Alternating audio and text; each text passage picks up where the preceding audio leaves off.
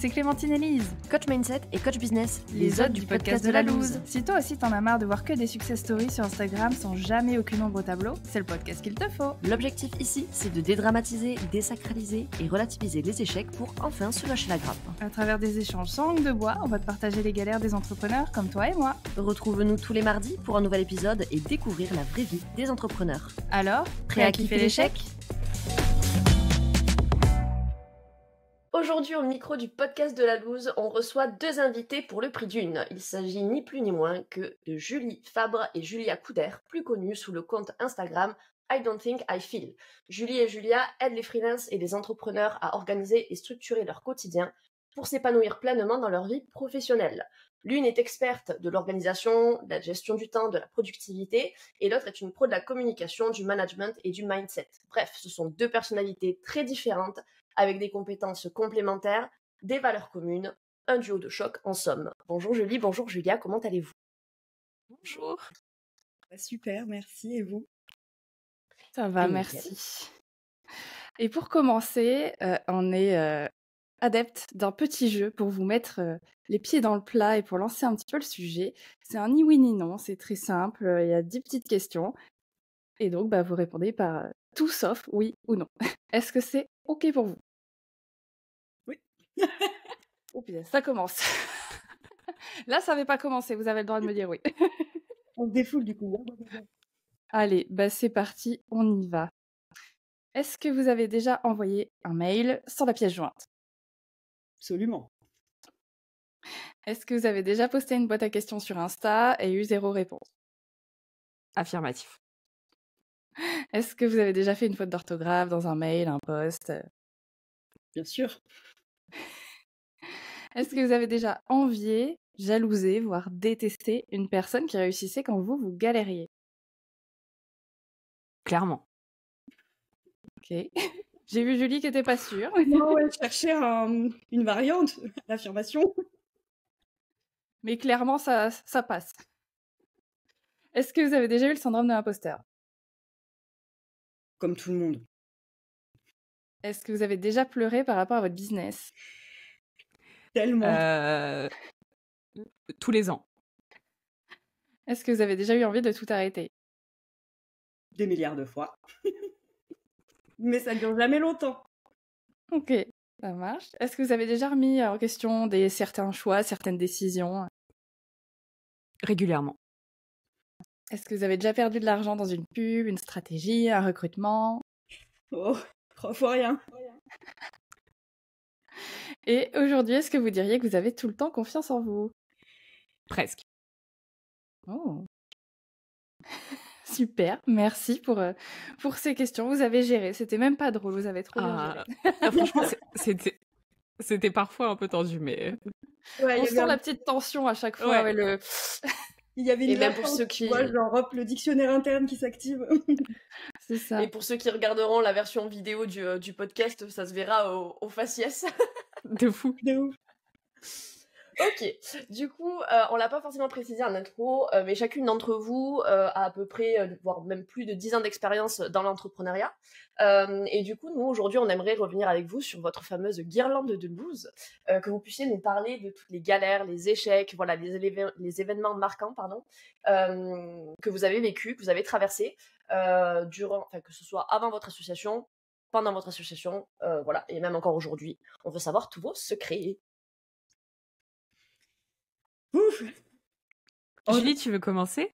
Ouais, je peux commencer parce que peut-être au lieu de reprendre de tous nos débuts en freelance, on s'est dit que peut-être le bon marqueur c'était les tout débuts de notre association. Donc on va dire notre association officielle c'est fin 2019, mais ça se situe aux alentours de 2018-2019 parce qu'en fait c'est un peu les prémices de nos fails à deux. Parce que tout est nouveau en fait, donc qui dit tout est nouveau dit on découvre, on apprend et forcément on fait de la merde. Donc on s'est mis d'accord un peu sur de là où on part. Et en fait le premier truc dont on pourrait parler, qui je pense pourrait parler à des milliards de gens, enfin des milliards de freelances, c'est le fait que quand on démarre, en fait, on a plein de peurs qui drivent un peu nos choix. Donc la peur de manquer d'argent, la peur de manquer une opportunité, de regretter de refuser quelque chose, voilà, et autres joyeusetés. Et c'est vrai que nous, on se posait pas forcément la question au tout début de ok, sur quels critères on se positionne sur une proposition, une offre de mission, etc. Pas de critères, on l'étudiait, on faisait un devis, genre c'était ça l'étape 2. Fin de vie, s'il acceptait, tant mieux, s'il refusait, ça, c'est pas grave, on passe à autre chose. La majorité du temps, nos devis étaient acceptés, donc on s'est retrouvés à bosser pour des clients random, en fait. Que ce soit dans la personnalité, l'humain, en fait, où il n'y avait pas forcément de match, on était sur deux planètes différentes, Julia et moi sur une planète, le client sur l'autre, vous avez compris. Et même d'un point de vue thématique, où aujourd'hui, on en rigole encore, quoi. Je vais vous citer un exemple. On a bossé pour une boîte qui communiquait sur le crudivorisme. Crudivorisme, ouais, c'est ça. Alors que nous, en faisant leur plan de contenu, on se mettait des gros burgers. On faisait pas du tout attention à ce qu'on mangeait à l'époque. Julia, je te laisserai enchaîner, mais on a aussi bossé pour une boîte qui créait des lumières frontales. Des lumières frontales, des lumières de poche, des lumières. Voilà, plein de lumières, des gadgets lumineux, des trucs où, voilà, c'était souvent pour mettre sur un vélo, des choses comme ça. On faisait pas de vélo, enfin, on fait rien. Il fallait vraiment qu'on se projette et qu'on ait beaucoup d'imagination pour pouvoir travailler pour ces clients-là et pour pouvoir créer leur contenu, quoi. Alors après, c'est un peu le talent, finalement, d'un social media manager ou d'un rédacteur web. Mais, pour le coup, c'était too much. Et en plus, c'était pas juste un de temps en temps, c'était genre tous en même temps. Donc, vraiment, dans une même journée, on pouvait passer de la rédaction pour de la papeterie, parce que là, pour le coup, c'était déjà plus aligné avec ce qu'on aimait, à justement des lumières frontales, enfin des lampes frontales, quoi. Ou des fers à lisser alors que j'ai les cheveux très bouclés. Enfin, on en a toute une tripotée, quoi. Mais c'est en fait, ce qui est drôle, c'est le fait qu'on pensait pas à l'époque à faire un pas de recul sur est-ce qu'il y a un alignement, est-ce qu'il y a une cohérence. Juste voilà, on déroulait nos compétences, quoi. Et je pense que c'est un peu mais c'est pas tellement, nous on voit pas ça comme un fail aujourd'hui, on voit plus ça comme c'est rigolo et c'est un bon souvenir finalement qui a marqué nos débuts parce que on pense que c'est quand même plus ou moins normal que déjà d'essayer pour savoir ce qui te correspond ou pas. Et tu débutes en freelance, enfin, tu construis ta boîte, t'as besoin de thunes en fait, donc t'acceptes les choses, tu cherches pas trop à comprendre, quoi. Voilà. Et justement, du coup, ça a été quoi le déclic qui vous a fait dire là, ça suffit, on arrête les contrats qui viennent comme ça et on se focalise sur une seule cible ou une seule thématique? Moi, je me souviens d'une sortie de réunion, Julie, je sais pas si tu t'en souviens. Ça fait tilt direct. On sortait justement de la réunion de celui qui vendait des lampes et où on s'est dit, mais on a perdu 2 heures de notre temps. On était, et puis nous et les réunions déjà à l'époque, on n'était pas fans de perdre notre temps sur des choses comme ça. En plus, on les facturerait. Si, on les facturait les réunions, fort heureusement du coup, parce que vraiment, c'était compliqué. Et c'est ce moment-là qui nous a fait vraiment nous dire, ok, mais est-ce que là, on se serait pas suffisamment prouvé que notre duo fonctionne, que nos compétences sont ok, pour que ça y est, on rajoute une petite couche de quality check de qui on prend et qui on prend pas. Voilà. En fait, pour être plus précis sur cette réunion, je pense que ce qui a été le déclic, parce qu'à bien avant, il y a eu une somme de facteurs qui ont agi et des petits mis bout à bout, ça fait beaucoup. Mais il y a eu plein de looses en fait, finalement. C'est plein de petites looses qui ont créé le gros truc, quoi. Patate de loose. Mais c'est vrai que dans cette réunion, je pense qu'il y a un critère qui a peut-être... C'est là où on pouvait plus faire semblant. Il s'agissait plus seulement de compétences à dérouler puisqu'on était capable de travailler pour eux avec qualité, etc.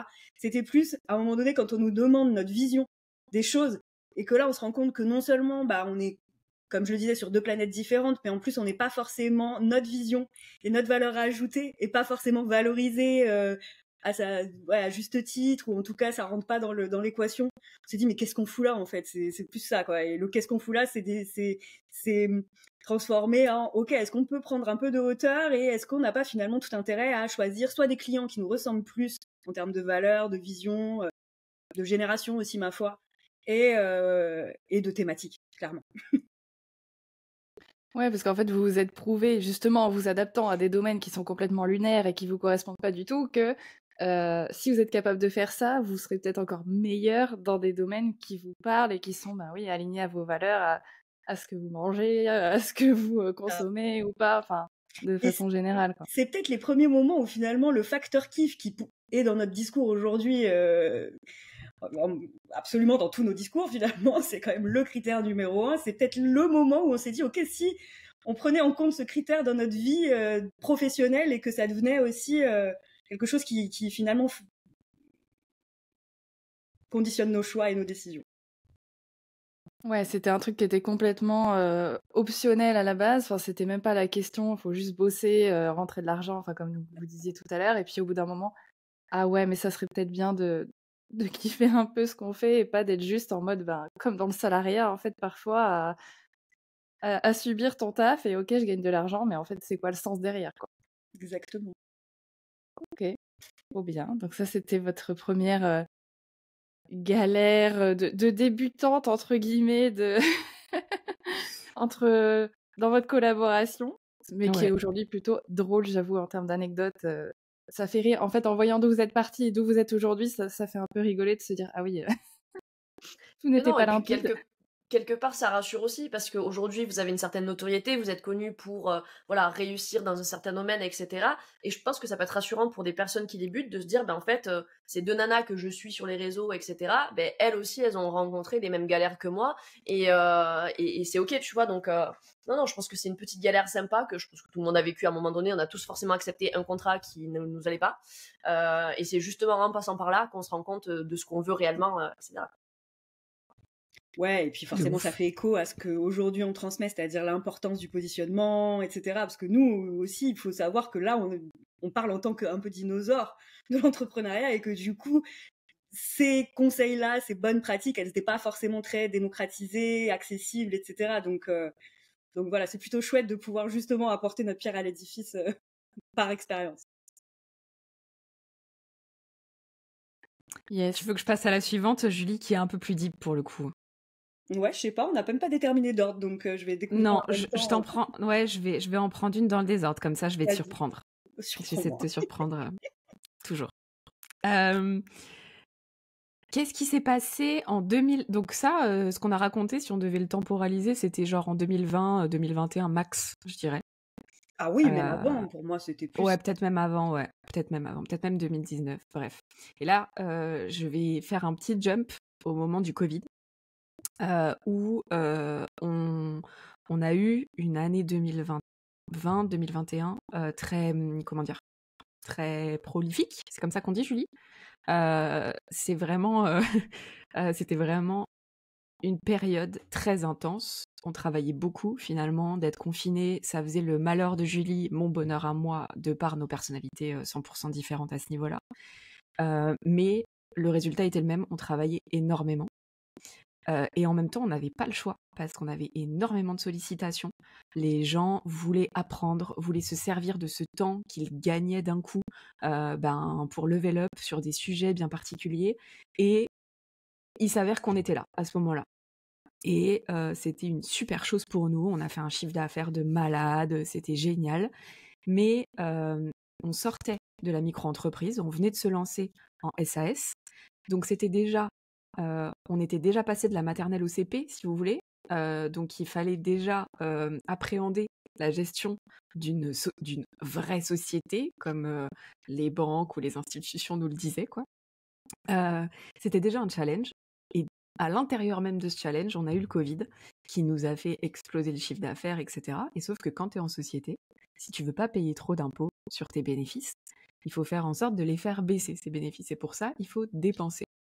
Et donc, notre comptable était sans cesse en train de nous dire « dépensez ». Mais au bout d'un moment, on n'avait plus besoin de rien, en fait. Donc, c'était terrible. Donc, on a pris des décisions, un nombre de décisions incalculables, des décisions de dépenses notamment, pendant cette période-là. Et si certaines décisions étaient sur le court, moyen terme, comme par exemple l'achat d'un nouvel ordi, d'un nouveau micro, etc., des choses qui se dépensent justement et qui permettent de faire baisser un peu les charges, enfin, de les faire monter, pardon, y a d'autres choses qu'on a pris comme décisions qui n'étaient pas des bonnes idées, qui étaient des looses. Par exemple, on a décidé à ce moment-là de recruter. On a décidé à ce moment-là de faire un petit prêt à la banque pour un projet bien précis. Au final, on se lasse des choses très vite. Donc un prêt à la banque sur 3 ans pour un projet dont on s'est lassé au bout de 4 mois, pas bonne idée. Donc finalement, on a pris beaucoup de décisions financières qui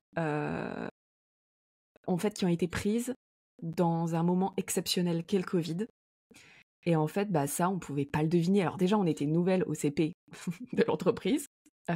Mais alors, en plus, sur un Covid, c'était presque inédit pour tout le monde, en fait, une pandémie. D'un point de vue de la gestion d'entreprise, qu'est-ce que tu fais de ta boîte en pandémie? En vrai, personne n'avait la réponse. Donc, on a essayé de faire comme on pouvait. On a fait du mieux qu'on pouvait. On a pris les décisions qu'on a prises.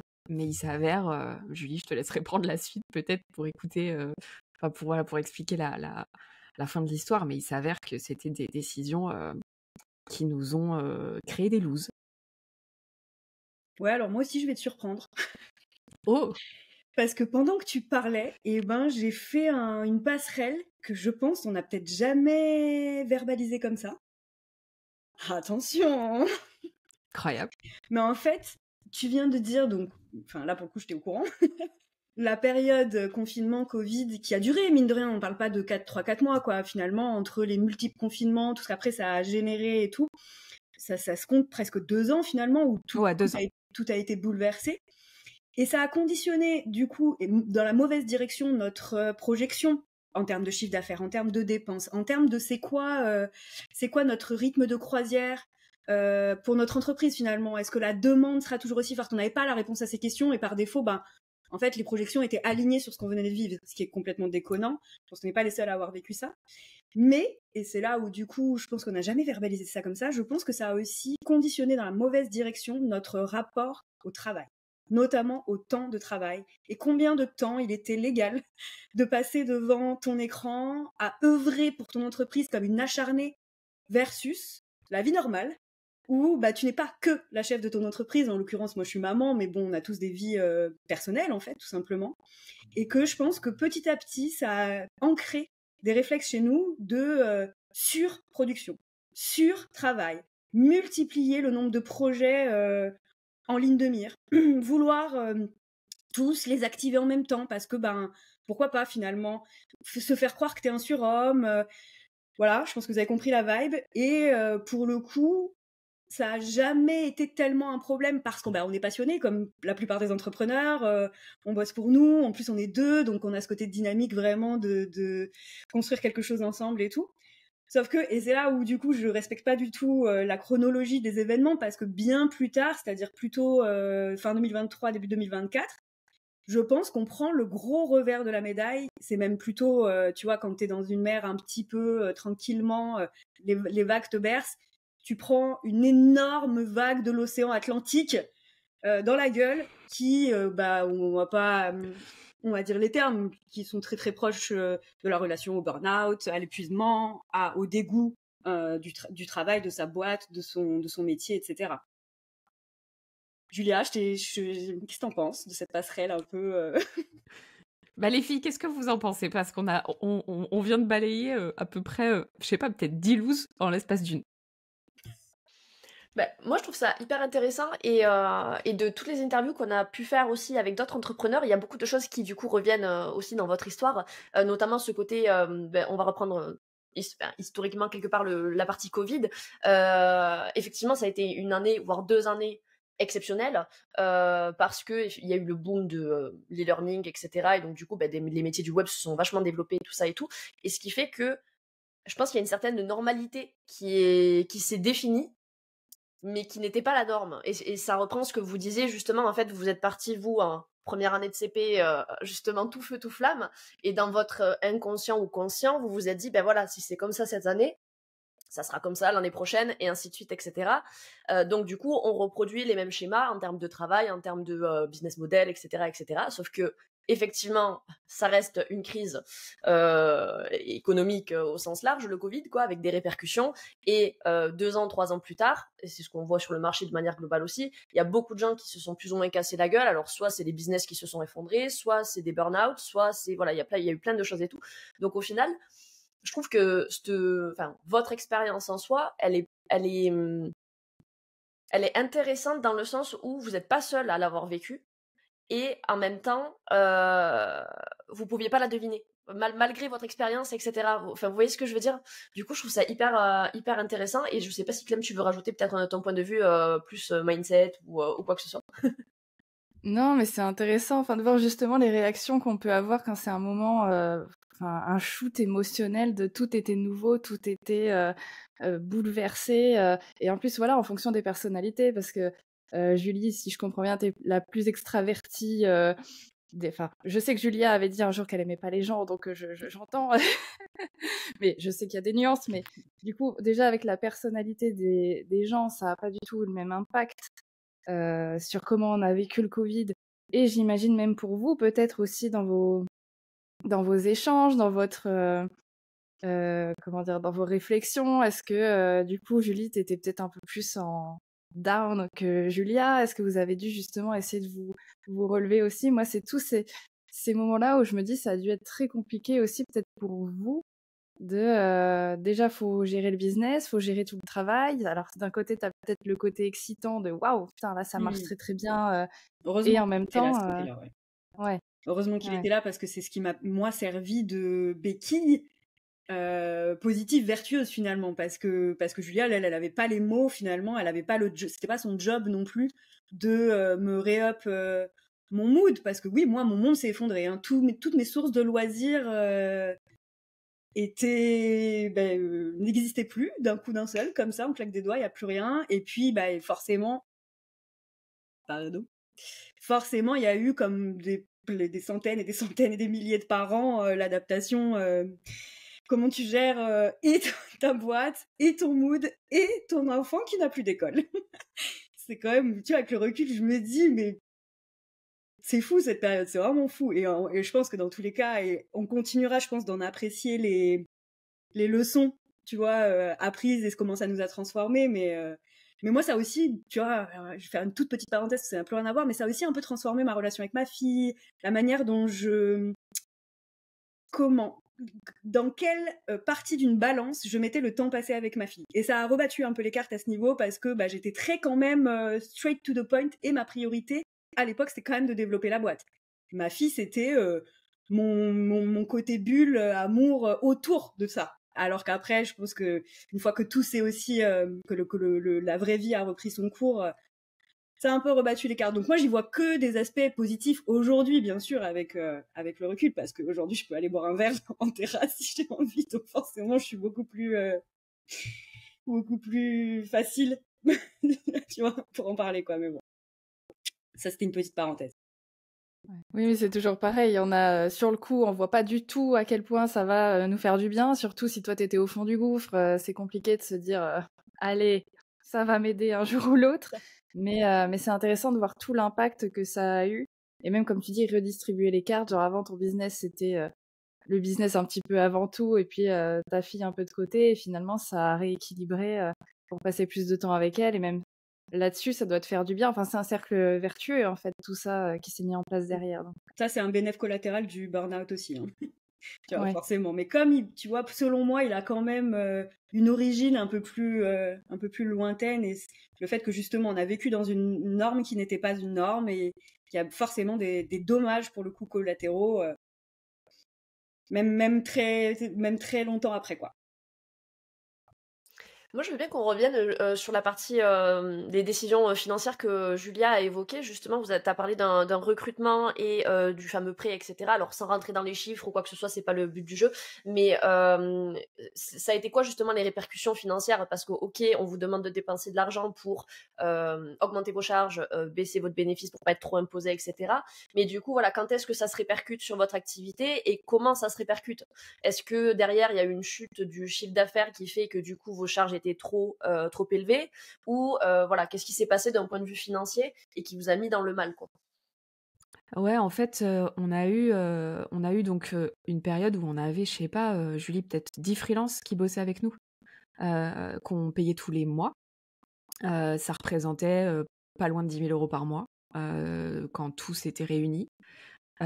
Et sauf que il y a eu un moment où en fait on rentrait beaucoup moins d'argent, mais on a été aussi éduqués avec Julie, on a plutôt évolué avec des humains qui nous ont appris qu'il faut savoir investir pour récupérer à un moment donné. Donc en fait, on n'a jamais cessé vraiment de redistribuer ce qu'on gagnait. Euh, et, et en fait, de rester dans ce cheminement-là, je pense que c'est ce qui nous a sauvés parfois, mais parfois ça nous a mis dans la sauce, financièrement parlant. On payait nos freelances très vite, genre on recevait les factures, on payait direct, ça c'est des traumas de nous en tant que freelance à attendre après le client. Donc en fait, on avait des valeurs qui étaient hautes pour eux et pour nous. Et en fait, ça nous a parfois mis dans la sauce parce que on passait, Julie et moi, en dernier. Notamment quand on a recruté Lise avec nous, qui a été notre office manager en salarié chez nous pendant 2 ans et demi, Julie, 3 ans, 2 ans et demi. Je précise juste pour les auditeurs, auditrices du podcast qui écoutent, quand elle parle de Lise, ce n'est pas moi. Oui, c'est vrai. C'est vrai, c'est une autre Lise. Mais les Lises sont formidables. Ouais. Et du coup, quand on a recruté Lise, on l'a recrutée sur un besoin, sur un besoin Covid, donc qui n'était plus le cas plus tard. On s'en est rendu compte que plus tard. Et surtout, on l'a recrutée avec des valeurs qui nous tenaient à cœur. C'est-à-dire, ça nous tenait à cœur de bien la payer, ça nous tenait à cœur de lui donner des avantages, etc. Enfin bref, vraiment le monde des bisounours, en mode on veut faire bien les choses, quoi. Et sauf que, résultat des courses, on payait Lise parfois 2 fois plus que nous, même. Elle travaillait 2 fois moins que nous, du coup, parce que c'était pas son job, en fait, de tenir la boîte. Elle avait son salaire et sa fiche de poste qui en découlait, et c'est tout. Et au final, après 2 ans et demi, on s'est rendu compte à quel point on avait créé notre propre injustice dans notre boîte. Et c'est là où en fait, on a réalisé que non, en fait, c'était une erreur. Une erreur, en fait, d'une prise de décision faite justement suite au Covid, à se dire purée, mais la boîte mail, elle est remplie tous les jours, il faut que quelqu'un nous aide, sinon on n'est plus en prod, sinon on n'avance plus sur les projets, etc. Donc il nous fallait quelqu'un, mais sauf qu'en fait, il nous fallait pas un salarié. Et, en tout cas, avec le recul, c'est ce qu'on sait maintenant. Voilà. Pour répondre aussi à ta question initiale, Julia, tu l'as mentionné très rapidement, mais effectivement, je réponds clairement, notre chiffre d'affaires a considérablement baissé, où les lancements n'étaient plus les mêmes, le succès n'était plus le même. Notre curseur, justement, d'un lancement réussi, on a dû faire face à, ok, il va falloir qu'on revoie finalement ce qu'on considérait être comme des curseurs normaux ne l'était plus, et qu'on a quand même mis du temps, ça fait partie des fails un peu chez nous aussi quand même, c'est que ça nous tenait tellement à cœur de chouchouter les freelances qui bossaient pour nous, de ne pas arrêter des projets qui étaient des projets de cœur, donc d'où le fait c'est nous qui passions en dernier et on préférait que l'impact soit subi par nous-mêmes, nous deux, plutôt que n'importe lequel autre de nos projets ou des humains qui nous accompagnaient.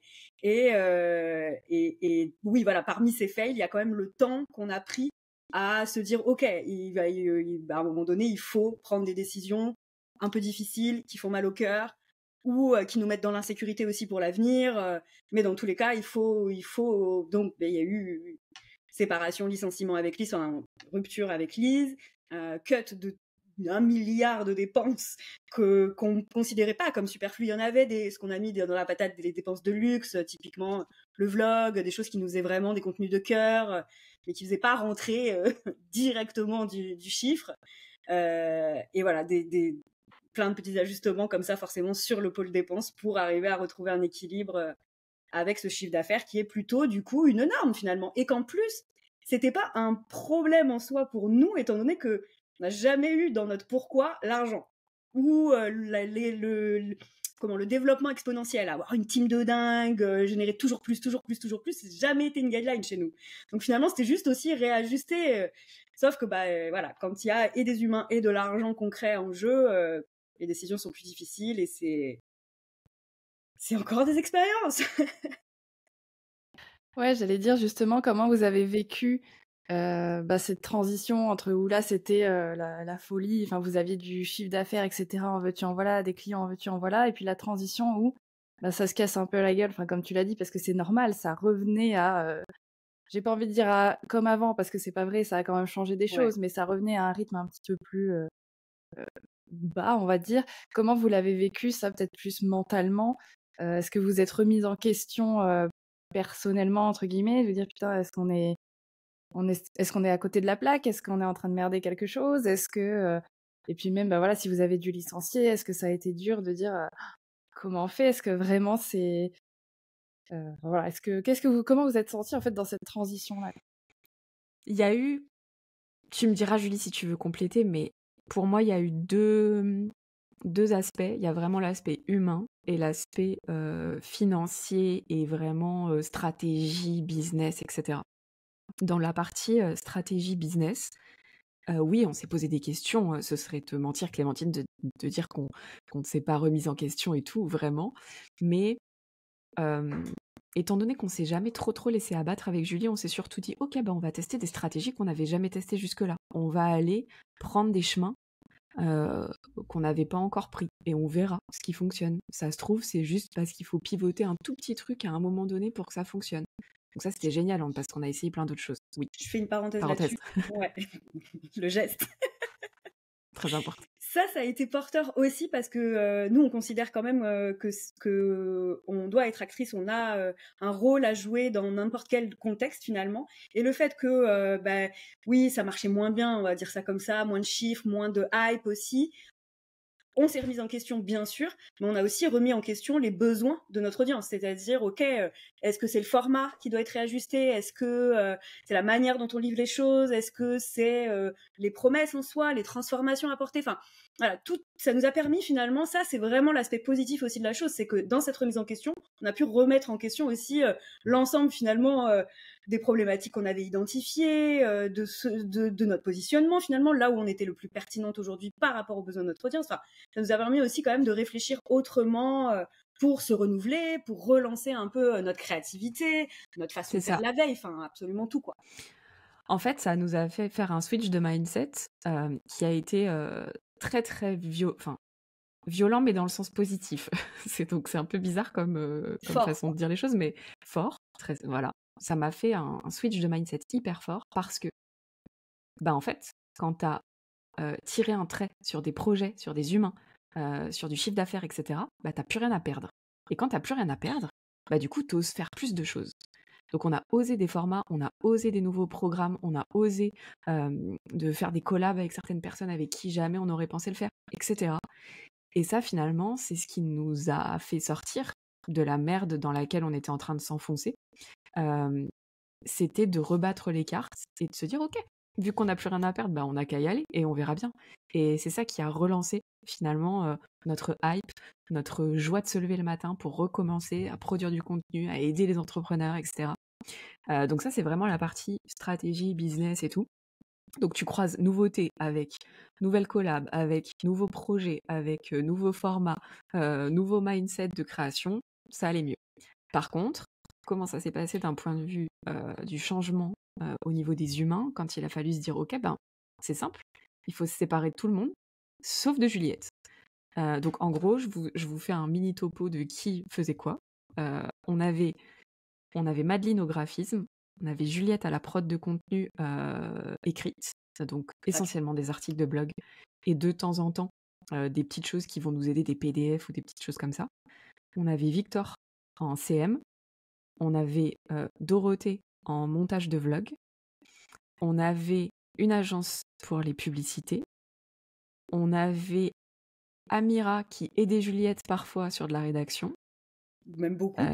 Mélanie, mais Mélanie, on a Mélanie qui reste, qui gère la communauté sur Discord. Et je suis sûre que j'en oublie. Mais bref, il y avait du monde. Et donc, c'est simple. on a arrêté tous les contrats avec tout le monde, sauf Mélanie et Juliette, qui étaient là depuis avant même toutes les autres personnes, finalement. On a gardé la souche, ce qu'on appelle la souche chez nous.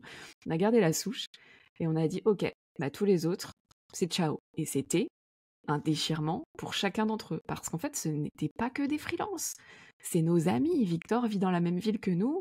Dorothée, on a tissé une relation avec elle, elle montait nos vlogs, elle était dans notre intimité tous les jours, c'est elle qui cutait les fois où on voyait nos ins quand on se penchait, enfin, elle nous voyait en slip, enfin, je veux dire, voilà.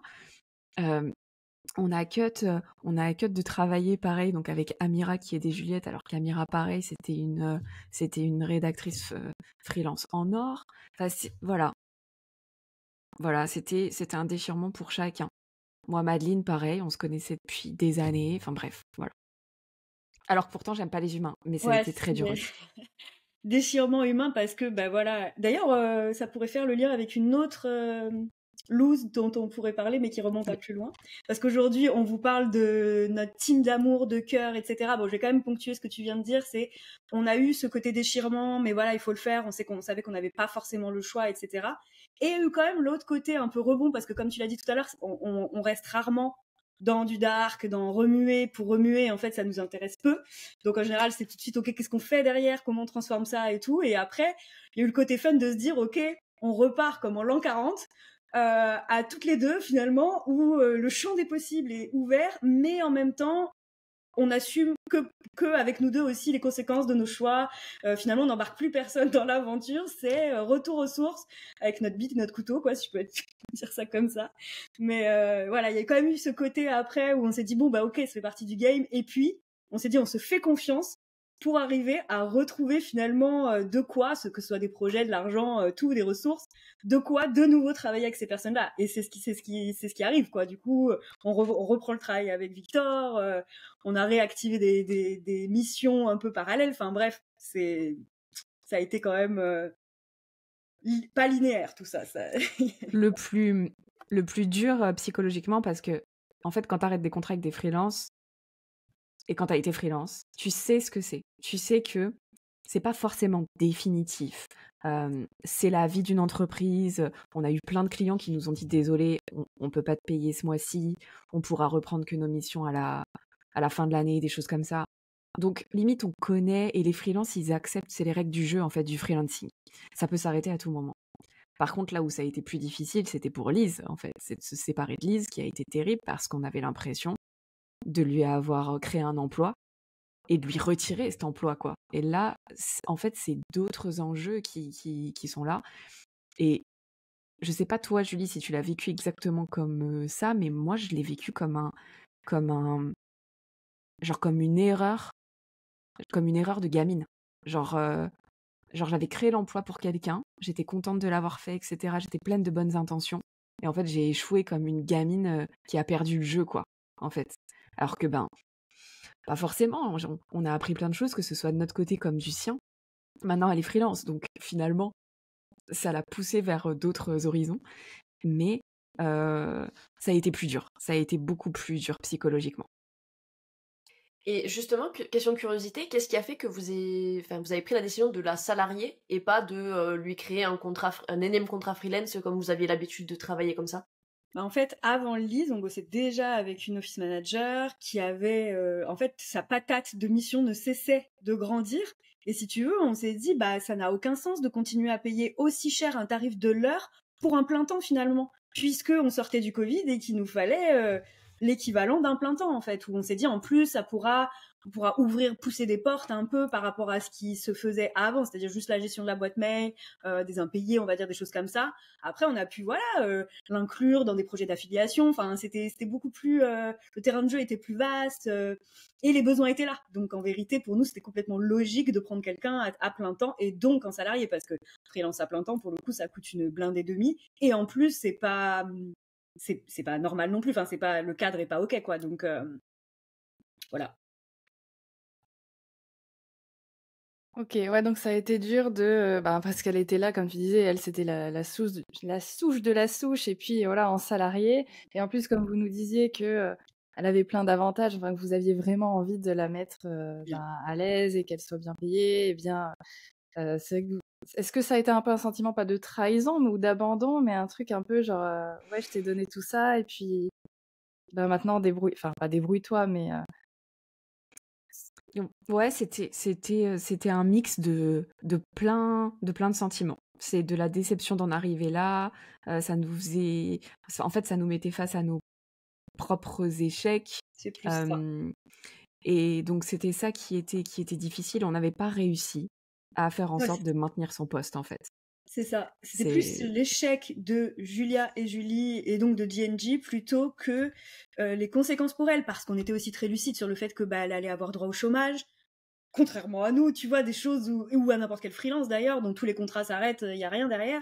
Donc, il y avait quand même ce côté un peu qui adoucissait, qui arrondissait les angles un peu de son côté. Et surtout qu'on a eu effectivement la très bonne surprise qu'à l'issue, elle a mis quelques heures à digérer forcément l'annonce et tout. Et puis après, elle nous a surprise en nous disant que elle ne retournerait pas chercher un poste salarié et qu'elle se lançait en freelance dans les compétences qu'elle a appris à nos côtés aussi, ce qui est quand même assez magique dans l'absolu. Mais ouais, c'était plus personnel là pour le coup. Est-ce qu'on peut rajouter une loose un peu... Pardon. Non, vas-y Lise, excuse-moi. Ah, non, c'est juste pour peut-être clôturer sur cette partie-là, parce qu'effectivement, du coup, vous avez eu tous ces sentiments d'échec, etc., que ce soit avec Lise ou les contrats freelance que vous avez dû rompre de manière peut-être inopinée. Mais du coup, de l'autre côté, qu'est-ce qui s'est passé? Comment ça a été pris? Donc là, vous venez d'évoquer rapidement Lise, sa réaction, etc. Donc c'est très très chouette. Mais souvent, en fait, nous, de manière générale, on a peur de licencier, on a peur de rompre des contrats ou de prendre des décisions un peu drastiques par anticipation de la réaction des personnes en face de nous. Justement, comment votre équipe, de manière générale, a absorbé la nouvelle? Comment ils ont digéré? Est-ce qu'ils ont été forcément peut-être déçus aussi, peut-être un peu tristes, etc. Mais est-ce que leur réaction vous a conforté dans votre relation amicale, dans la relation professionnelle, etc. ou pas du tout? En fait, on a de la chance, si on peut dire ça comme ça, parce qu'il y a aussi un peu de travail derrière, mais en fait, on a la chance de créer des relations avec les personnes qui travaillent avec nous, qui sont hyper saines et transparentes dès le départ. Et donc, pour toutes les personnes qui travaillent avec nous, que ça soit plusieurs heures par semaine, que pour une simple mission one-shot par mois, ils savaient tous ce par quoi on était en train de passer. Donc, ils savaient, au fur et à mesure que les choses arrivaient, on leur racontait. Donc, c'est-à-dire que quand on leur a dit, ça y est, on fait une vraie pause dès maintenant sur notre collaboration, ils tombaient pas des nues. Limite, ils avaient déjà trouvé quelqu'un pour remplir le slot G&G dans leur planning, quoi. C'était vraiment très cool. Et d'un point de vue psychologique, du coup, ça a été pris de manière plutôt smooth. Et là, Julie, peut-être que tu peux prendre le relais parce que c'est aussi grâce à toi et aussi grâce à la vibe qu'on a mis dans la gestion des collaborations, quoi. Ouais, c'est ça, parce que du coup, tu l'as dit, dans la répartition un peu grossière, on va dire, de qui fait quoi et plutôt quelle est la zone de génie de chacune entre Julia et moi, il y a le côté management, gestion de team pour moi. Et c'est vrai que j'y ai mis du cœur, du temps. Je me suis même, moi, beaucoup nourrie pour endosser ce job que attention, j'ai pas fait d'études, absolument pas dans ce sens-là. Donc, encore une fois, c'est de l'autodidacte à mort. Mais en injectant, c'est aussi le luxe, le privilège d'être chef d'entreprise aussi, c'est de pouvoir injecter vraiment ta vibe, tes valeurs. Il y a pas de, c'est toi qui crée le cadre, quoi. Et c'est vrai avec Julia, parce que oui, j'animais les réunions, c'est moi qui fais les briefs, qui félicite, qui fait des feedbacks, etc. Mais voilà, c'est pour nos deux cerveaux et deux voix avec Julia. Et c'est vrai que ça nous tenait à cœur d'instaurer ces relations-là et on n'était pas passive en fait dans le fait de collaborer avec des freelances. C'était à nous de donner le cadre à la fois hyper rassurant parce que c'est ce qu'on voulait aussi et à la fois les valeurs, quoi, les valeurs profondes. Et dans les valeurs, chez nous, il y a autant la rigueur de fou parce que on pourra en reparler peut-être après de notre niveau d'exigence qui est quand même qui fait partie aussi des fails de team parce que ce serait une très bonne transition avec cette partie-là. Et le soin et tout ce qui compte pour nous, en fait, voilà. Donc oui, je disais à la fois la rigueur, l'exigence et le côté, on se fait des vannes, on rigole beaucoup, on se crée des petits rendez-vous un peu rituels, etc. Et c'est vrai que comme tu dis, Julia, c'est une part de chance parce que quelque part, on a réussi à saisir les opportunités de tomber sur ces bonnes personnes au bon moment, de savoir les garder et ensemble de co-construire quand même des collaborations qui étaient hyper à la fois efficaces et à la fois épanouissantes. Mais du coup, vous voulez ma transition ? J'allais dire, et du coup, en transition, allons-y. Justement, on veut pas vendre du rêve. C'est pas la première fois qu'on le dit, ça, pour le coup. On a aujourd'hui une team d'amour. C'est vraiment nos amis, la famille, quoi, on peut dire ça. Mais on revient de loin. On a eu notre petit lot d'erreurs de casting en la matière. Juste, voilà. Là, c'est un peu plus délicat de donner des exemples très concrets parce que les gens peuvent se reconnaître et tout, c'est pas le but.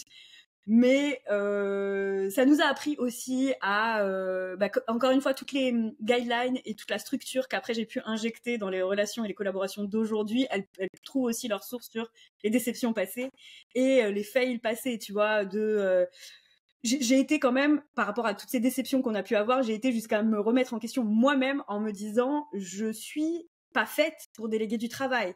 Je suis trop ci, pas assez cela, pas assez pédagogique, mais trop exigeante. Voilà. Et j'avais perdu foi un peu en l'être humain en me disant, ok, en fait, je vais jamais trouver un match en dehors de Julia qui a mon niveau de critères et d'exigence, qu'est-ce qui est bon, qu'est-ce qui est pas bon. Et je vais quand même donner un exemple pour que ça parle aux gens, c'est que j'ai quand même essayé de déléguer, et c'était en plus mon métier, moi, de cœur, ancestral, quoi, la rédaction web. On a commencé par là, déléguer de la rédaction de contenu, optimiser SEO, et je recevais quand même des contenus qui ne comportaient pas, ça va peut-être pas parler à tout le monde, mais une title et une métadescription, qui est la base de la base d'un article optimisé. Et je me disais, what the fuck? C'est-à-dire, est-ce que moi, dans mon monde, c'est complètement naturel, ou est-ce que je plane total? Voilà, ça fait partie d'une des erreurs de casting, en tout cas, que moi j'ai vécu, mais Julia, on a vécu aussi. Ouais, on en a vécu. On a vécu des trucs, par exemple, justement, quand on est passé au CP. Donc, en SAS, je traduis, pardon. On s'est dit, ok, il faut qu'on solidifie les données et notamment l'analyse de données. Et donc, du coup, on a fait confiance à un mec assez mûr, pour pas dire vieux, pardon. Et du coup, on s'est dit, ok, il a de l'expérience, il va pouvoir nous accompagner, etc. Sur ces datas. Donc, en gros, concrètement, un exemple de mission, c'est qu'il nous aidait à mettre des UTM un peu partout pour être sûr que, genre, tout soit bien lisible sur Google Analytics et qu'en gros, on s'en sorte avec des réponses à nos questions, etc. Bref. Et en fait, il s'avère qu'il essayait de nous faire des trucs qui étaient à l'opposé de nos valeurs. Il essayait de nous faire du gros hacking, mais du gros hacking sale, quoi. C'était pas ok du tout pour nous. Et il essayait toutes les semaines en coaching de nous dire, allez, tentez ça, je connais des gens qui font ça, ça marche bien. Bah c'est bien, mais nous on veut pas. c'est tout. Et puis voilà, donc finalement c'était une sorte de choc entre nos deux mondes et nos valeurs, en fait, entre les nôtres et les siennes, et où on s'est dit, mais non, en fait, ça va pas du tout. Donc, Julie a un très bon exemple pratico-pratique d'un point de vue des compétences, alors que moi, de mon côté, avec cette personne-là, c'était plus un match de valeurs et de sens, en fait, vraiment, de pourquoi on fait les choses, comment on les fait, etc. C'était juste no way de faire ce qu'il nous conseillait de faire, quoi. C'était terrible. Si on avait suivi ses conseils, mais mon Dieu, déjà, on n'aurait pas un site pastel, on aurait un site affreusement ignoble, mais avec au moins très optimisé. Et tout. Voilà, c'est ça. Ah non, l'enfer.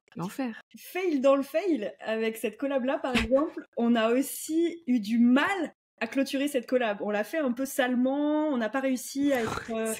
Ouais, franchement, fail dans le fail, là. Hein. Alors qu'après, c'est pareil, on a dû se séparer de je ne sais combien de collaborateurs et ça a été source d'enseignement pour la suite, parce que clairement, ça nous ressemble pas de faire les choses à l'arrache, en étant ni très droite dans nos baskets, enfin, tu sais, très alignée avec la décision que tu prends, ni savoir l'expliquer. C'est ça, c'est vraiment ce qui montre aussi, tu vois, c'est bien d'en parler parce que ça nous montre à quel point on a grandi quand même, toi et moi, Julia, parce que... T'es fou. Voilà. Et c'est marrant aussi parce que, moi je trouve que ça fait écho du coup avec votre première loose dans le choix de vos premiers clients. C'est-à-dire que quand, en fait, si je devais résumer très grossièrement, quand vous faites quelque chose pour la première fois ou les premières fois, vous vous basez pas forcément sur vos besoins, vos valeurs, qui vous êtes, etc. Vous prenez ce qui arrive. Et après une expérience ou 2 ou 3 un peu compliquées, etc., là, vous cernez vraiment où sont vos besoins et vous réalignez le tir, quoi, quelque part. Donc, je trouve que ça fait un peu écho, justement, à cette première loose, mais dans un autre contexte, quoi. Ouais, c'est très nous, ça, hein, de complètement. se lancer dans un truc. Mais en vrai, ça marche pour tout. Genre pour un outil, ça marche aussi. C'est-à-dire que je suis capable de dire à Julie, vas-y, ouais, je vais payer le forfait annuel, là. Je paye. Et au bout de 3 semaines, je dis à Julie, oh, j'aurais peut-être pas dû, parce que je m'en sers pas, quoi, ce truc, finalement. Et au final, bah, genre, c'est une punition, c'est tant pis, Julia, tu as payé, tu assumes, c'est comme ça. Tu assumes la perte de, je sais pas, 400 balles. Et par contre, le prochain outil, bah, je vais faire plus attention. Ouais, Je c'est paierai ça. pas le forfait annuel, je vais peut-être payer le forfait mensuel.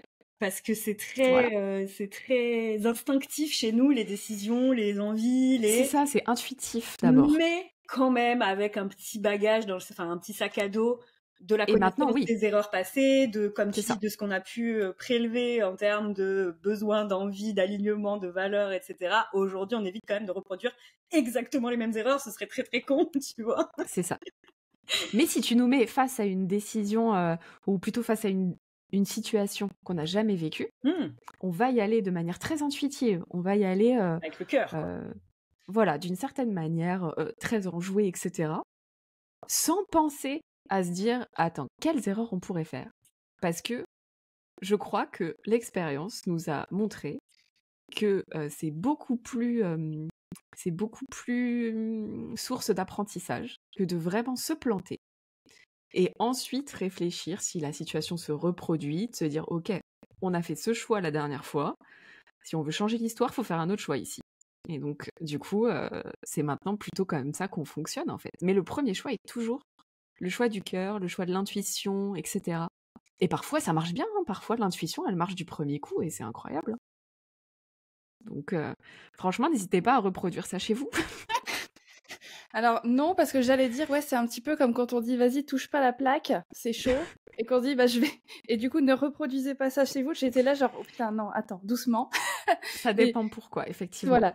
Mais dans l'idée, ouais, c'est un peu ça. Enfin, je sais que je suis très comme ça aussi. J'aime bien tester. Enfin, il faut que je teste et après, on verra. Et comme tu dis, t'apprends beaucoup plus parce qu'au moins, tu l'as vécu. Plutôt que de te dire, ah oui, mais peut-être qu'on va se tromper là-dessus et qu'en plus, tu te planterais pas sur ce sujet-là et sur toute autre chose. Au moins, si ça vient du cœur, voilà, qu'il y a une vraie envie, tu te dis, bon, bah, peut-être je me suis plantée, j'aurais pu faire attention à ça, mais maintenant, je le sais, donc la prochaine fois, je ferai attention. Alors qu'avec Lise, c'est ce qu'on demande à chaque fois, on fait, mais ok, là, tu t'es plantée, mais est-ce que tu aurais pu faire autrement? Est-ce que tu aurais pu anticiper? Ben non, parce que c'est maintenant, tu as le recul, donc maintenant, tu es capable de changer les choses. Mais c'est le propre de l'être humain, de tenter des choses, de se planter, de se ramasser la gueule. Et là, ah oui, peut-être que la prochaine fois, je ne mettrai pas ma main sur la plaque bouillante. Et puis, je le sais, quoi. C'est ancré, quoi, maintenant. Il n'y a qu'une chose qui s'est passée et qui s'est reproduit. Je note. J'ai oublié ce que je veux dire. Il n'y a qu'une chose qui s'est passée et qui s'est reproduit plus d'une fois. Et on n'a pas appris de nos erreurs. C'est le café juste à côté du clavier de Julie. Parce que Julie, c'est arrivé quand même 2 fois, je dois le dire. Là, je dois le dire publiquement. C'est arrivé 2 fois? Ça C'est balance. arrivé 2 fois. C'est arrivé 2 fois à Épicentre. Donc, c'est notre espace de coworking où on s'est rencontrés. C'est arrivé 2 fois. Une fois avec un café non sucré. Ça limite les dégâts. Une fois avec un café sucré. Je venais donc, de poser la tasse. simili caramel à l'intérieur du Une mot. bacholée, parce que je prends pas des ristretto, tu vois, une bacholée sucrée, tout. Je suis arrivée tellement enjouée à mon bureau et badabing. Et là, honnêtement, ça a mis longtemps à cicatriser dans ma tête. Hein, parce qu'il faut savoir que j'avais 0 sous en poche à l'époque. C'était mes tout débuts. Moi, je payais mon espèce de coworking, j'étais contente. Voilà, tant que je remplissais mon frigo et que je pouvais aller faire la fête le soir, tout allait bien, quoi. J'étais pas du tout déjà dans l'optique de rester forcément dans l'entrepreneuriat. Moi, je suis là, me laisser porter, quoi. Et tu vois, tu as un MacBook, quoi. On connaît les bails, on connaît le prix. Donc en vrai de vrai, ça aurait dû, tu vois, me vacciner. Et chose que non, peut-être je suis plus vigilante, mais je continue. En même temps, tu le mets où? Tu le mets pas sur une étagère comme ça, ton café, faut arrêter. Je suis plus vigilante et je l'éloigne un peu de mon clavier. Mais ça pourrait m'arriver, c'est clair. Déjà, c'est Ouais, moins rien que dans grave tes quand on est phrases, à là, notre ça bureau. sent pas bon. Non, non. On sent que ça va tomber à tout moment. Déjà, t'as pris ta tasse, moi j'étais inquiète déjà. Elle est Donc, vide. Elle est vide. En Ça vrai, prend c'est des pas risques grave si c'est considérés. au bureau. En vrai, si c'est là sur le bureau, ça va parce que du coup, tu noies que ton clavier, tu noies pas tout ton ordinateur. C'est déjà ça. Mais ouais, voilà, Ouais, c'est la ça seule coûtera moins chose cher. pour laquelle on n'apprend pas de nos erreurs, quoi. Ouais. Bon. Si c'est que ça va. Ça va. Et puis Ça va. personne n'est parfait, donc il fallait bien trouver un petit défaut. Ah bah je suis loin d'être parfaite. Ça, c'est sûr. Mais moi, c'est pareil. Moi, ce serait peut-être plus, par exemple, sur les sauvegardes du disque dur, où je me retrouve toujours au dernier moment quand il faut changer de Mac. C'est à ce moment-là que je me pose la question de qu'est-ce que je dois sauvegarder dans l'ancien que je laisse de côté. Enfin, c'est toujours des choses du dernier Prend des moment. Et ça prend des jours. Et donc, c'est trop con. C'est trop con. Je perds un temps fou. Il y a des choses Ouais, qu'on mais comme c'est reproduit chiant, malgré on tout. n'a pas envie de le faire. Bah oui. C'est ça. Bah oui. Il faut choisir ses combats, quoi. Exactement. On peut pas lutter tout contre tout. On se rassure comme on peut. Hein. Mais Ça fait quelques looses quand même, en vrai. Hein. Ouais. Tout ça. ça fait pas mal. Hein. Et puis, comme vous dites, en fait, à chaque fois, ça s'imbrique. En fait, il y en a qui viennent en créer d'autres ou ouvrir des portes sur des chemins que vous auriez pas vus. Donc, Tu vois pourquoi c'était difficile de te dire vas-y viens, on a une loose en tête, on va approfondir celle-ci quoi. En fait c'est les looses dans la loose. c'est ça. Mais c'est intéressant, enfin, de voir justement, bah oui, d'où ça vient, quelle mauvaise décision ou en tout cas, voilà, par conséquence extraordinaire, qu'est-ce qui fait que ça vous mène à, bah, voilà, remettre en question un petit peu bon, alors vous, mais aussi les besoins des gens, mais aussi vous séparer, enfin engager, puis vous séparer de certaines personnes. Enfin, c'est tout ça imbriqué. Et puis, comme tu disais, ce rapport à l'organisation, au presque burn-out. Alors, je suis pas sûre, vous n'êtes pas arrivé jusque-là, mais j'avais vu le post de Julia il y a pas longtemps où justement on y était. Donc, je sais pas si on peut parler un petit peu de ça, mais à quel point ça vous a impacté et à quel point toutes ces petites looses et tous ces remises en question et cette surproduction, etc., ça vous a emmené aussi à un moment à de l'épuisement, perte de sens un petit peu aussi, il me semble, dans tout ça. C'est intéressant de voir cette ligne pas de conduite, mais cette chronologie en tout cas. Complètement, ouais, c'est une succession en fait d'aventures. Mais finalement, c'est juste. Enfin, nous, on le voit un peu comme l'aventure entrepreneuriale au sens large. En fait, c'est plein de lose, c'est plein de victoires aussi, et c'est plein de moments entre les deux où tu sais pas trop parce que bah tu n'auras la réponse à ta question que plus tard. Tu sauras si c'était un bon choix ce que tu as fait que dans 6 mois, dans 6 ans. Voilà, c'est vraiment juste un voyage avec des loopings parfois et des moments beaucoup plus calmes en plaine où tu te dis limite il va plus rien m'arriver. C'est très calme quoi. Je suis morte. De quoi? La métaphore filée, je suis morte. Ah oui bah écoute. Donc au final, je crois que au moment où on était fatigué, donc fin 2023 et début 2024, je crois que on avait juste envie de descendre du manège, quoi. Juste 5 minutes. Descendre 5 minutes, se poser, se souvenir qu'il n'y a pas que ce manège dans notre vie, qu'il y a d'autres choses, pour essayer de rééquilibrer le tout. Parce que malgré le fait que Julie a dit tout à l'heure qu'elle avait quand même réussi à rééquilibrer, en même temps qu'elle était dans le manège, elle a rééquilibré sa relation avec sa fille, etc.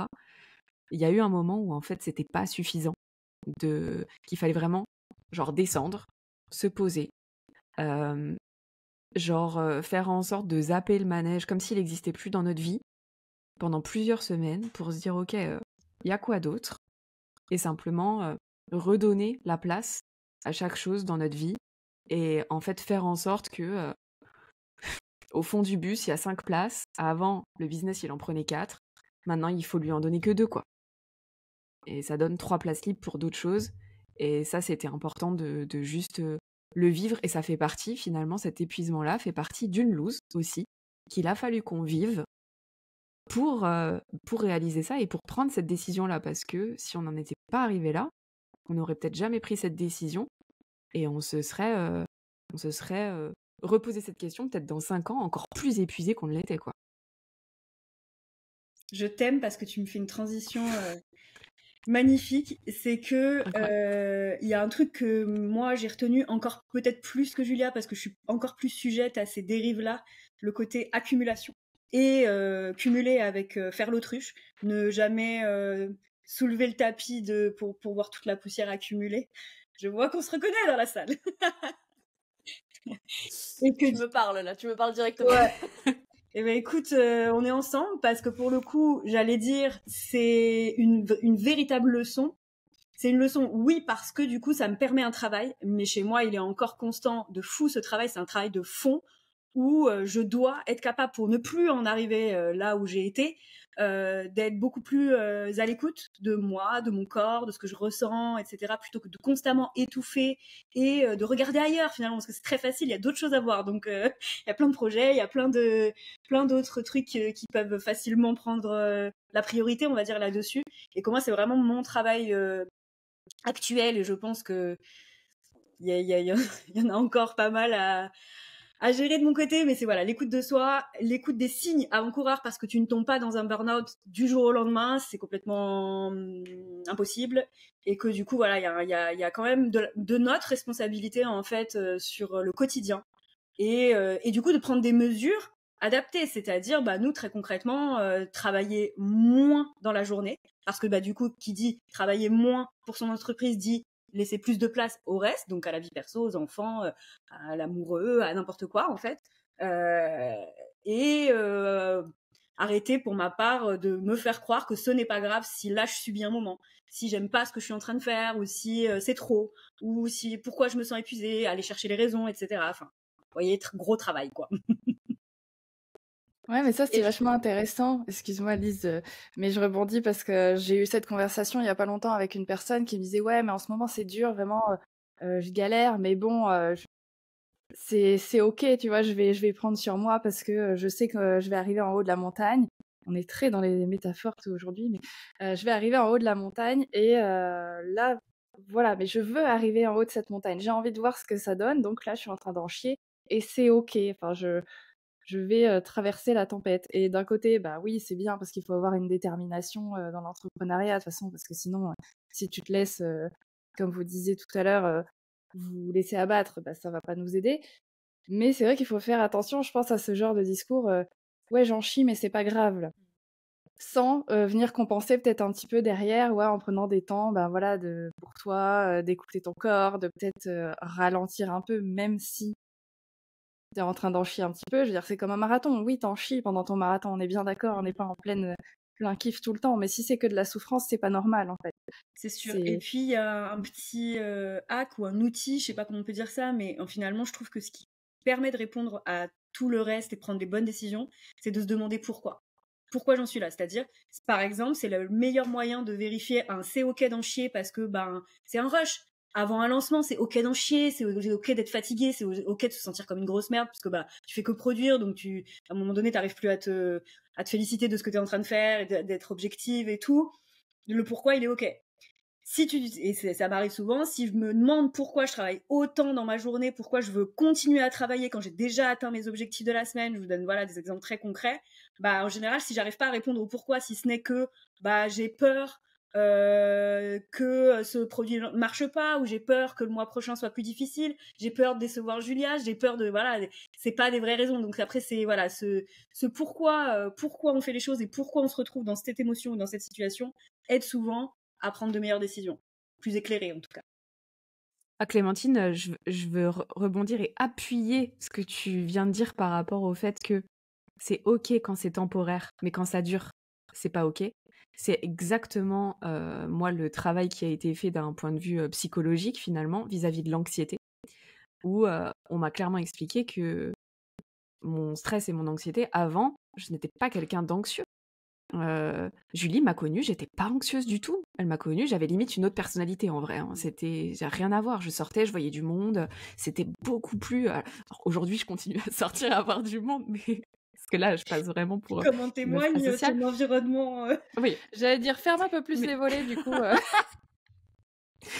mais ce que je veux dire par là, c'était que avant, ça me dérangeait pas d'aller boire un verre en terrasse tous les soirs. Voilà. Alors que aujourd'hui, je choisis. Je dis, ok, c'est un soir dans la semaine. Et ça suffit, ça me nourrit suffisamment. Bref.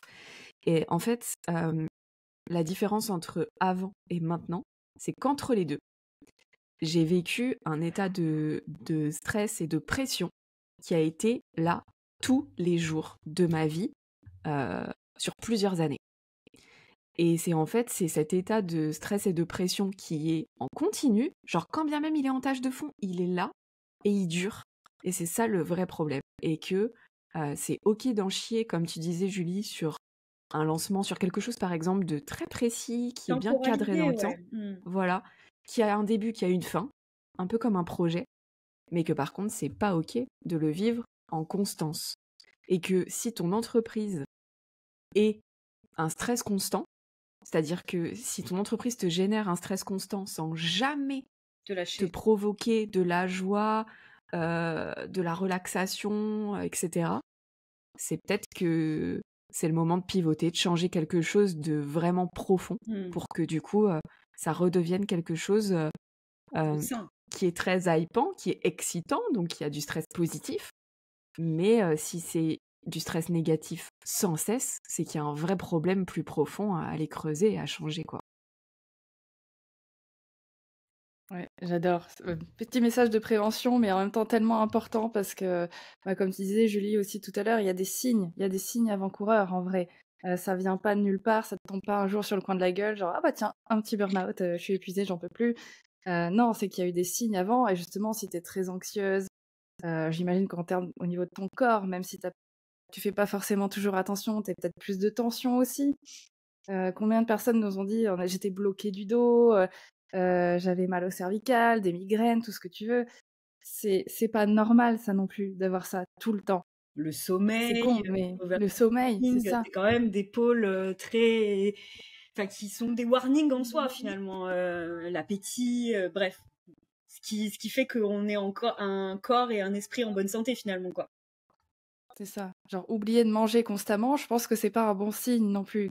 Si tu oublies de manger, c'est qu'il y a enfin pour moi, hein, c'est très personnel comme avis, mais si c'est tout le temps, c'est faire attention à ça quand même aussi. C'est vital en fait, mais clairement, c'est pas normal d'être tout le temps dans le stress, dans l'angoisse, et c'est pour ça que parfois j'entends des personnes qui reprennent un salariat, même en mi-temps, ne serait-ce que pour voilà, créer une petite soupape de OK, j'ai peut-être plus autant de stress, je peux toujours continuer à bosser sur mon business, mais voilà, j'ai plus le stress de manquer peut-être parfois d'argent, et maintenant je peux me concentrer vraiment sur ce qui me fait vibrer, et peut-être que je repartirai dans le 100% entrepreneuriat si les bases sont de nouveau saines, quoi. Mais trop important de parler de ça. Merci. Et juste une autre question sur ces fameux signes un peu avant-coureurs de l'épuisement professionnel, etc. Vu que vous bossez à deux, est-ce que c'est quelque chose dont vous avez discuté toutes les deux, ou vous êtes plutôt restés dans votre coin à vous enterrer quelque part dans votre épuisement jusqu'à ce qu'il y ait un élément déclencheur, un déclic qui fasse que là, on a besoin d'avoir une discussion, on descend du manège comme tu l'as dit, ou ça s'est fait naturellement à base de discussions toutes les deux? Ah non, mais on se voit, hein, on se voit faire. On est... on se sait. On n'a même pas besoin de parler qu'on se sait, quoi. C'est moi, je le vois chez Julie quand elle part en couille. Parfois, je la laisse partir en couille parce que je me doute qu'elle va s'en rendre compte. C'est ça, elle va s'en rendre compte à un moment donné et elle va revenir une semaine plus tard à me dire non, mais la semaine dernière, j'ai abusé en fait, j'ai beaucoup trop travaillé, machin. Et je pense que, à contrario, Julie, tu me vois faire moi aussi quand je suis overstressée. Ouais. Quand tu nourris tes angoisses toi-même, parce que finalement c'est ça, on est quand même notre propre bourreau dans ces moments-là, faut dire les choses, hein, que ce soit voilà sur l'overthinking ou la nutrition, l'autonutrition des angoisses, et du coup l'amplification du stress, le manque de sommeil, enfin on se tire des balles dans le pied de manière très très autonome pour le coup. Et moi c'est pareil quand je suis au final avec mon planning, alors que je sais très bien quelles sont les règles à suivre pour bien gérer un planning, quoi, c'est quand même notre job. Mais au final, dans le duo, dans le duo, on est assez... on est à la fois là et pas là pour l'autre, dans le sens où on est là sans vouloir sauver l'autre de sa situation. Donc ça, c'est plutôt une version genre, fais tes expériences, fais tes bails, etc. Et si tu l'as mal vécu ou bien vécu, on en parle. Mais on va pas être trop dans le conseil, etc. Parce en fait, on est très têtu aussi, chacune, faut le dire.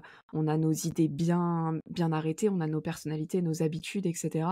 Et donc, ce qui fait que on aura plutôt tendance à être un peu en mode oui, quand bien même elle m'a dit ça, je vais le faire à ma manière et on verra bien. Mais on en discute quand même presque tous les jours, en fait, Julie. C'est très vrai. J'aime beaucoup ce que tu as dit sur le côté sauveur. Parce que on a aussi essayé d'adopter ce rôle-là l'une pour l'autre il y a longtemps, pendant et ça n'a pas marché. Et ça n'a pas marché. Non seulement ça n'a pas marché parce que on n'est pas la psy de l'autre, on n'est pas, on est tellement différentes aussi que, comme tu le disais, ça reste très compliqué quand même à ce niveau-là. Mais c'est aussi source d'épuisement, c'est-à-dire qu'on se rajoute la peine de l'autre, les douleurs de l'autre, les galères de l'autre. À un moment donné, je pense que ça nous a desservi aussi des moments de vouloir, parce qu'il y a de l'amour, du soutien, de la bienveillance entre nous, du respect. On veut que l'autre serait notre goal, que l'autre aille merveilleusement bien, évidemment. Mais du coup, on a essayé, ça aussi, on teste par nous-mêmes, on se rend compte que ça marche pas. Mais ça pourrait être une loose. Ouais, clairement. Essayer d'être la sauveuse de l'autre. Bah non, en fait. Qui a dit que ça devait être notre job en plus de toutes les autres casquettes. Ça aussi, ça nous a tiré bien lentement mais sûrement vers l'épuisement aussi, tu vois, parce que t'endosses des douleurs qui sont pas les tiennes, des travaux internes qui ne sont pas les tiennes. Donc aujourd'hui, on va dire que c'est plus sain, on est là l'une pour l'autre pour s'écouter, pour se rassurer ou pour s'envoyer des good vibes, mais pas pour faire le travail, quoi. Ouais, c'est vachement important ça, parce que c'est clair que le syndrome du sauveur, enfin comme vous dites, ça sert à rien, c'est plus épuisant. Et si vous êtes déjà épuisées chacune de votre côté, ça te met une charge mentale. Et en plus, qui ne sert à rien, puisque comme tu disais, Julia, tu peux me donner un conseil, hein, mais si j'ai pas envie de le suivre, je le suivrai pas, et puis tu me fais chier, je vais faire autrement, et puis laisse-moi tranquille en fait avec ton conseil, quoi, limite. Donc il y a des moments où t'es pas du tout réceptive, ouais. T'es pas du tout, voilà, c'est ça. C'est qu'en fait, tu es tellement fatigué que même le meilleur conseil du monde, tu ne l'écouteras pas. Mais ça, on se sait aussi, on se connaît tellement bien qu'on sait, l'autre s'épuise pas à blablater parce qu'elle voit très bien qu'en termes de réceptivité, on est moins 1000, quoi. C'est ça. Mais c'est bien, comme ça, vous apprenez à vous connaître, et comme ça, vous perdez pas de temps non plus là-dedans. Trop bien. Et du coup, est-ce que vous auriez peut-être un dernier conseil? On a déjà donné pas mal de petites choses quand même, finalement, tout au long de l'épisode, mais est-ce que vous auriez un dernier conseil à donner à nos auditeurs, auditrices par rapport à tout ça? C'est dur d'en donner qu'un seul parce qu'effectivement on aborde tellement de thématiques et qu'une aventure entrepreneuriale elle est faite de moult choses, du coup, c'est que ce soit des fails, des loses ou des leçons, des apprentissages, des réussites, des fêtes, des belles surprises, etc. Donc c'est hyper chargé quand même comme quotidien qu'on a toutes et tous. Mais moi, j'ai une synthèse si tu veux, Julie. Je vais donner mon dénominateur commun. Je trouve que c'est bien ça. Ouais, mon dénominateur commun de tout ça, ça reste du coup le pourquoi, mais j'ai envie de dire le pourquoi et le kiff, parce que nous, effectivement, le kiff fait partie de notre pourquoi, mais j'ose espérer que le kiff doit faire partie de n'importe quelle aventure entrepreneuriale et finalement n'importe quel secteur d'activité, etc. Et que je trouve que c'est le meilleur curseur pour savoir quand tu pars en couille, parce qu'il est plus là, le kiff. C'est le meilleur remède quand ça va pas, donc aller de nouveau vers du kiff. Tu vois, par rapport à tout ce qu'on a dit, je trouve que le dénominateur commun, c'est le kiff. Donc n'oubliez pas le kiff dans votre vie, les gars. Et toi, Julia? Moi, je pense que c'est important, le kiff, évidemment. Je vais pas te contredire, évidemment. Mais il n'y a que ceux qui ne font rien, qui ne losent pas. Et que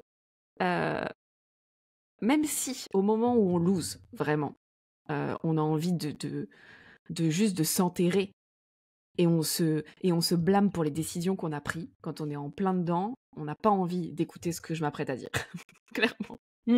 Mais elles sont toujours source de quelque chose. Elles sont toujours source d'un changement, d'une rencontre, d'un truc positif, etc. Bref, il y a toujours quelque chose pour en ressortir. C'est comme pour les échecs, finalement. Et que je pense qu'il ne faut pas cesser, en gros, de tester des choses.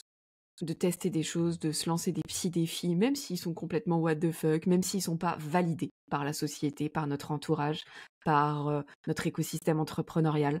Il faut continuer d'essayer de faire des choses, parce que c'est dans l'action qu'on est vivant, finalement. Et que bah oui, parfois ce sera des loses. Et dans le pire des cas, souvenez-vous de toutes nos loses. Ça fait des bonnes anecdotes à raconter dans un podcast. J'aime beaucoup ton point de vue et ton conseil, parce que du coup, moi, au quotidien, j'accompagne beaucoup d'entrepreneurs qui se lancent, etc., et qui se retrouvent très souvent paralysés dans leurs actions par peur de faire une connerie, de pas y arriver, d'échouer, etc. Et du coup, je trouve que c'est un super conseil pour justement pousser les gens à « Ok, j'ai peur, mais j'y vais, quoi, en gros. » À essayer, à tenter. Ça se passera pas forcément toujours bien, parce qu'on n'est pas dans les bisounours non plus. Sur un malentendu, ça va bien se passer, et tant mieux pour toi. Mais dans tous les cas, tu peux pas tout faire bien du premier coup, en fait. Donc l'échec, entre guillemets, quelque part inévitable, sauf si, effectivement, tu ne fous rien. Et si tu fous rien, bon, bah, pas de business, et pas de business, pas d'argent, pas de palais, quoi. Merci pour cette rêve. Avec plaisir. Mais c'est très vrai, et on l'a dit récemment en newsletter, d'ailleurs, en se disant quand même que déjà... On a besoin, je pense, tous de se répéter que tout le monde a des problèmes. Ça allège pas ton problème, mais ça te permet de te dire que, ok, en fait, c'est la vie. La vie n'est pas linéaire, toute rose, et tout le monde a des problèmes. Et les seuls qui n'ont pas de problème, c'est ceux qui ne font rien, qui n'osent rien, qui ne pensent pas, qui ne s'engagent pas, qui font pas de move. Enfin, voilà, quoi. Et du coup, c'est naturellement pas dans cette team qu'on veut être, quoi. Donc, continuons à faire des choses et à se planter encore et encore. C'est ça, faire des moves dans un sens ou dans un autre. Mais l'essentiel, c'est d'en faire. Ouais. Voilà. Peu importe l'issue, on s'en fout. C'est ça. Magnifique. Très beau mot de la fin. J'adore. Du coup, on s'arrêtera là-dessus. Où est-ce qu'on vous retrouve toutes les deux? Alors, on a en vlog, en newsletter, etc. Mais où est-ce qu'on vous retrouve et qu'on vous contacte? Ça dépend de tes envies, finalement, Clémentine. Si tu as envie de suivre les aventures vidéo, un vlog backstage, c'est sur YouTube. Si tu préfères la lecture, ça va être en newsletter. Et si tu as envie de tout, du package, du all inclusive GNG, tu peux nous suivre sur Instagram, sur le site web, et on peut même travailler ensemble, si jamais ça vous dit, dans des petits programmes express ou alors en accompagnement, notamment sur du management avec Julie pour gérer des freelances, ou avec moi sur de l'organisation, de la gestion du temps, voilà.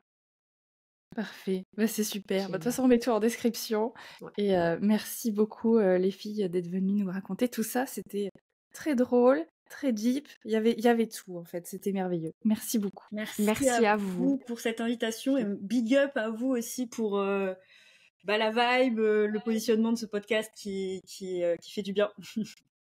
Si l'épisode t'a plu, partage-le à tes potes en galère et dis-nous qui tu aimerais découvrir sur ce podcast. Nous, on se retrouve la semaine prochaine et rappelle-toi, c'est pas parce que t'as la loose que t'auras pas de flouze. #DropTheMic.